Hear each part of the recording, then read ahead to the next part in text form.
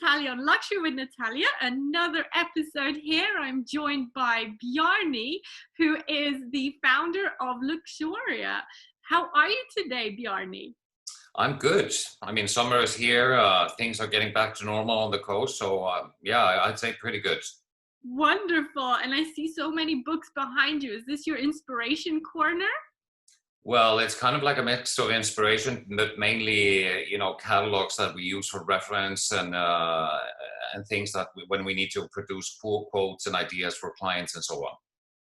So tell me a bit more about what you guys do. I already love the name Luxoria because it has the luxury aspect in there. We basically, we transform properties. So basically the majority of our clientele is an overseas clientele, foreigners that come to France and they want to buy something either in Paris or on the French Riviera or in Monaco. And very often when they undertake such a purchase, they buy something which is not exactly in the state that they would have, how could I say, wished for. And they call upon our expertise in order to redesign the properties and then basically follow up the project management of the project until they move in. Wonderful. And so now that it feels like spring cleaning is happening, like we've had enough of staying indoors, and I know myself, I've been decluttering like crazy. But what are the things that might be interesting to note, like trends or things that one should definitely not get rid of that is going to be timeless, especially the things that one needs and might add to definition of luxury at home? Well, I think one thing which has changed with the current situation that we are living is that people's, how can I say, priorities, they have changed. So if you would have looked back perhaps a year, nobody would have been interested in buying a ground level apartment, for example. But today, ground level apartments with a small garden, they have become quite precious and quite sought after. And anything that has to do with an outdoor space, any space that can have some, where the spaces can be adapted to different functions are obviously very important to people. And I think that the function inside the home also for people after what we've just experienced now is also important. You know, people might want a bigger kitchen, they might want a more functional kitchen. They might want to treat themselves better inside their homes, which means that the bathroom, maybe a bathtub is more relevant now than the shower. So things that could pamper you and basically, how can I say, make you self-sustainable within the home are obviously going to be more important from now on. Absolutely. And Monaco being quite a small place, I know you don't just cater for Monaco, but let's take Monaco as an example. Have you had inquiries to rearrange the interior so that they can be more functional? And if so, how easy is it to do? Well, I think that when you are in that price bracket that Monaco offers its clients, there is not a lot of change. There's not a lot of things that have affected that clientele, to be very honest with you. So their requirements haven't really changed that much. They already had their demands laid out for them, let's just say, from the word go. So you find it more maybe in slightly more modest properties when people are searching that they have different demands. But the high-end clientele, I mean, I don't think that they have neither changed their demands from what they were, nor have they given any discounts on what they want, actually. Correct. And so do you also deal with super yachts and the interiors of planes as well? No, we deal with commercial properties. So we are currently working on 3 hotel projects. They're all very different. And we deal in commercial real estate as well. Fantastic. So that means, I mean, we are currently working on a huge family office in Monaco. We have a travel agency, luxury travel agency office, which we're working on in Paris. We have done hedge fund offices in Monaco before, a trustee office. So mainly, let's say, high-end offices where the clients want more of a residential approach to the project than, let's say, traditional office layout or a traditional office approach to how they see their surroundings. That's great. And that comes on to like, what is the definition of luxury, or what do these companies seek when they actually contact you? Is it more inclined towards the art or the colors, the welcome feel? Tell me a bit more about that. It has a lot to do, when we are dealing with commercial properties, it has a lot to do with what the function of the office is going to be. And very often the offices that we deal with, for example, in Monaco, people want to give a certain impression when you walk in. So obviously you have to give that, I'm not going to say over the top wow factor, but you have to give a certain wow factor. They want their clients and people that come into the office to get an impression immediately of their brand and of their values. So those are the things that we have to take into consideration. In terms of comfort, I would say that comfort and trends in interior design are a little bit like fashion trends and designs in a way. And what we see more and more today, I think, in any design is that people want comfort. And for people today, luxury is comfort. It means that your seating is comfortable, it feels good. And when you add that luxury feel on top of it, it means that the fabrics, the finishes are of a top quality finish. So that all combined, in my opinion, is what gives you that luxury feeling. It doesn't have to be necessarily opulent. It doesn't necessarily have to be over the top. It just has to have that comfort and quality feel that you would expect of something which you would define as luxury. Wonderful. And I mean, a lot of people in my surroundings are talking about minimalism, going back to basics and like rawness of materials. What is that a trend? Can one say it's a trend, or what's your take on minimalism overall? Well, the wonderful thing I think today is that if you look back, let's say, to the 40s, the 50s, the 60s, there was always a certain defined style. And this went from fashion, art, interior design, architecture. Today, we live in a different world where everything is basically, allowed and catered for. So you may find properties that are going to be more minimalistic for those who like that. You might find properties that are going to be designed in a more maximalistic way. But I don't think that there's one necessarily trend that is going to take over. I mean, we've seen a lot in the past years, so though, this nuance of going towards this sort of like more barren Scandinavian sort of like infused design. And I think we're still gonna I think we're still gonna continue that on that road where the spaces are less cluttered. But at the same time, people like coziness, and coziness usually comes when you have more filling. So, if spaces are too naked, they don't give you that sense of warmth that you want. So I think it is, I think we probably, like I said, follow more along the lines that we have in this sort of like more warm Scandinavian, Italian aesthetic that we have been following. And you personally, do you enjoy color or more simplistic monochrome? I like monochrome a lot.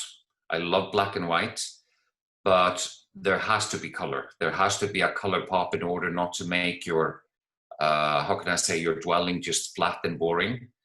And I am very happy that when we started here on the coast designing houses, let's say in 2005, 6, 7, I mean, everything was gray.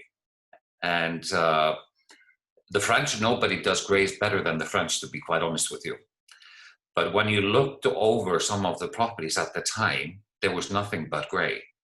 So when color started popping up more in designs and became more prominent about 5 years ago, I was extremely happy that we'd finally had more color brought into the homes, because that gray tone, as beautiful as it was flat. And terracotta floors, I think that's the pet hate of most foreigners coming over and buying a property. Yes, but a lot of the time here in the south, you will see people, the typical floor here in the south is also the Pierre de Bourgogne, the lighter stones, And there's a reason why that's chosen. It goes well outside next to the pool because it doesn't heat up too much when you step out of the pool. It brings brightness and luminosity inside the properties. It goes well with whether it's an old ma or whether it's a bastide. So there is also a reason why we choose colors and textures and fabrics, etc., in different, how can I say, in different climates. I mean, I would offer velvets to clients in Paris, but it would not be my first choice for, let's say, a country home on the French Riviera, because the heat or the humidity, that is just not what we marry generally together. So that's why you need an expert, because one might be very interested in something that works in cooler climates, but like you mentioned, if you take them down south, it's not going to be practical and long lasting. No, it's a different kind of living. And as you know, people, they spend as much time as they can on the outside. So the outside has to marry the inside. There has to be a certain, how can I say, there has to be a certain dialogue between the inside and the outside. As you know, people stay outside here in the winter because the sun is nice. You can lunch outside. You can spend your afternoons outside, even if it's October, November, February. So the living is very different than, for example, if you live in a more northern climate, and obviously the fabrics, you don't want wool necessarily here in the south, whereas wool is something you would welcome to use as a fabric in an apartment in Paris. So, but I think that when you work with design professionals, I think what we are more used to than other people is that we're used to looking at different textures. We're used to looking at different patterns, how things marry together, their functionality, which maybe the untrained eye isn't used to.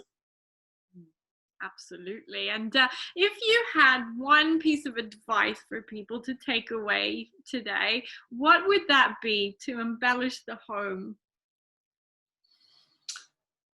For me, what is extremely important, and this is the basis of how I operate and the basis of how I think for my home and for every single home, I think that your home has to have a good flow.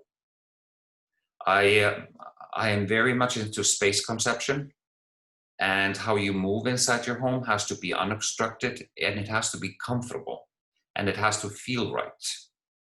And it's very funny because I met a lady, a Feng Shui master, many years ago, and she came to my home, and I said, "Can you Feng Shui this?" And she said to me, "How do you feel inside your home?" And I said, "I feel wonderful." And she said, "You know what? And how do you feel when you move around?" And I said, "I feel wonderful." And she says, "Well, you know what? If you feel wonderful moving around your home, the energy and the Feng Shui is correct." So that for me is the basis of everything that you do inside your home, that your the fluidity and the way you move around your space is correct. Then you can go into other details such as the decoration, etc., etc. But I mean, for me, this is like the main emphasis that I have in every space that I design and that I undertake. Wow, fantastic. Thank you, Bjarni. It sounds very, very interesting, all this. And you've got a very passionate job as well. I mean, all these interiors, and how do you go in and just not get too excited about, oh, I would put this there. And then the client turns around and says, oh, actually, no way. Well, the thing is that I think that when we approach the project, we approach it with, how can I say, with a professional outlook. There's no emotionality involved in that sense. We may be passionate about things, but we don't have any emotional attachment. So we see things for what they are. Obviously, we listen to the client, but sometimes we also have to educate them slightly on certain things and point out to them that that might not be a good choice. They might agree, they might not agree, and then you have to find a compromise. It's like any relationship that you go into, there has to be a compromise found somewhere in order to reach that, how can I say, solution that everybody is happy with. Oh, wonderful. And okay, so I just wanted one piece of advice from you in terms of the definition of luxury in an interior way concept.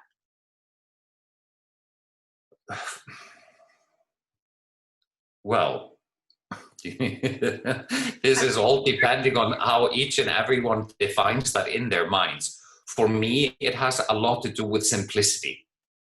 I don't like things personally that are too complicated.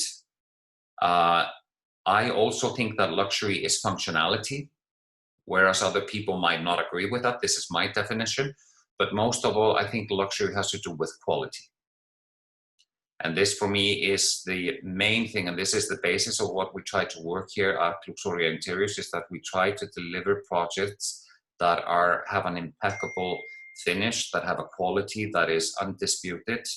And I always say that once I say goodbye to my clients and the property is handed over, I always say that if they want to contact me in the future, I hope it's for a social situation, not for the fact that something isn't working properly, because basically I do not want to hear from them again in that term, because we should always deliver, and we do always deliver something which is going to be solid and, like I said, synonym with quality. Wonderful. And if anyone wants to reach out to you, Bjarni, how do they do that? The best thing is to reach out through our website, which is www.luxoria.fr. There is an English tab and a French tab on the website, or they can email luxoria@luxoria.fr. Thank you so much, Bjarni. That's been a real pleasure. And thank you so much for your time. Thank you. And hope to see you soon. Absolutely. Thanks everyone for watching. This has been another episode on Luxury with Natalia. Like and subscribe and tune in for more episodes coming soon. Take care, everyone. Bye.